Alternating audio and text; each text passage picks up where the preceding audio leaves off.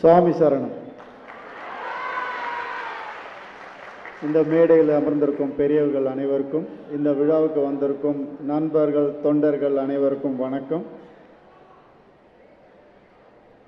உங்கள் எல்லாருக்கும் என்ன ஜெயம் ரவியாக தான் தெரியும். ஆனால் எனக்கு இன்னொரு பேர் இருக்குது, ரவி மோகன். இப்போ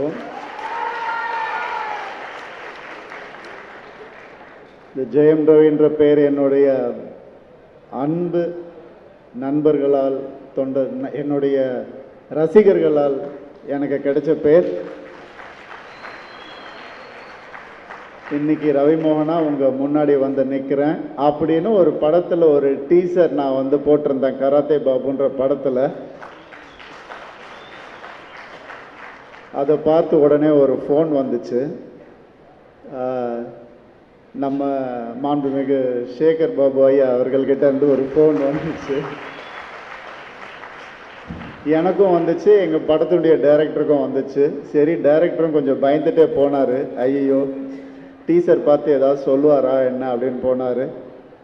போன உடனே, என்னப்பா கராட்டே பாப்புன்னு ஏதோ எடுக்கிறீங்க போல இருக்கே அப்படின்னு. ஆமாம் சார், ஆமாம் சார், கொஞ்சம் நம்மள மாதிரி இல்லையா அந்த கேரக்டர் கொஞ்சம் அப்படின்னு. சார் அதுக்கும் இதுக்கும் சம்மந்தமே இல்லை சார், அதெல்லாம் ஒன்றும் பிரச்சனையே இல்லை சார் நாங்கள் அப்படின்ன உடனே கொஞ்சம் மழுப்பினார் டைரக்டர். உடனே நம்ம சேகர் பாபு ஐயா வந்து சொன்னார், தம்பி நான் தப்பா கராட்டே பாபு அப்படின்னு. இப்படி நகைச்சுவையாகவும் அன்பாகவும் அந்த படத்துக்கு வாழ்த்து சொன்ன சேகர் பாபு ஐயாவுக்கு என்னுடைய வாழ்த்துக்கள். Thank you sir. இந்த மாதிரி பல பேர்கிட்ட ஒரு நல்ல ஃப்ரெண்ட்ஷிப்போடு இருக்கிற நம்ம சேகர் பாபு ஐயா அவர்கள் வந்து என்னையும் இந்த விழாவுக்கு கூப்பிட்டது ரொம்ப சந்தோஷம். முதல்ல மாண்புமிகு முதலமைச்சர் அவர்களுக்கு ஹாப்பி பர்த்டே. நாங்கள் எல்லாரும் அவருடைய உடல் நலத்துக்கும் ஆரோக்கியத்துக்கும் பிரார்த்தனை பண்ணிக்கிறோம். எப்போவுமே அவர் ஹெல்த்தியாக இருக்கணுன்ற எண்ணம் எங்களுக்கு இருக்குது. இது வந்து நம்மளுடைய முதலமைச்சர் அப்படின்ற ஒரு காரணத்துக்காகவும், இன்னொன்று சினிமாவின் எப்போவுமே ஒரு சினிமாவை வந்து நெருக்கமாக கொண்ட நம்மளுடைய முதலமைச்சர் எங்களுக்கு நிறைய நல்ல திட்டங்கள் கொண்டு வந்திருக்காரு சினிமாவில். அதில் முக்கியமாக சொல்ல போனோன்னா, கிட்டத்தட்ட வந்து 90 ஏக்கர்ஸ் ஆஃப் லேண்ட் வந்துட்டு பையனூரில் சினிமா துறையினருக்காகவே ஒதுக்கி வச்சிருக்காரு அவர். இந்த மனசு யாருக்கும் வராது. இதை வந்து எடுத்து நடத்தணும் அப்படின்னா ரொம்ப ஒரு கஷ்டமான ஒரு விஷயம்.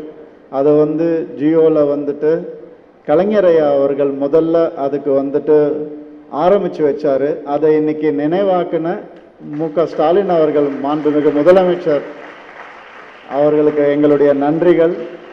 அது மட்டும் இல்லாமல் அந்த ஒரு இடத்துல ஒரு மல்டி ஸ்டோரி பில்டிங்கும் கட்டுறதுக்கு பெர்மிஷன் வாங்கி கொடுத்த முதலமைச்சர் அவர்களுக்கு மனமார்ந்த நன்றி. இது இல்லாமல் மேலும் சினிமாவில் இன்னும் சினிமாவின் நண்பனாக விளங்கக்கூடிய திரு உதயநிதி ஸ்டாலின் அவர்களுக்கும் எங்களுடைய நன்றி. நிறைய நல்லுதவிகள் பண்ணிகிட்ருக்காரு சினிமாவில். நான் ஏன் வெறும் சினிமாவை பற்றி மட்டும் நான் சொல்கிறேன் அப்படின்னா, எனக்கு அது தெரிஞ்ச ஒரு சப்ஜெக்ட்ன்றதுனால. இன்னொன்று, இங்கே நிறைய அரசியல்வாதிகள் இருக்காங்க, நிறைய நடிகர்கள் அரசியல்வாதிகளாக ஆனவங்க இருக்காங்க. நான் நம்ம கருணாசனனும் சரி, நளினி மேடமும் சரி, எல்லாருமே. ஆனால் நான் என்றைக்குமே ஒரு கலைஞனாக மட்டும் இருக்கணும் அப்படின்றது தான் என்னுடைய ஆசை.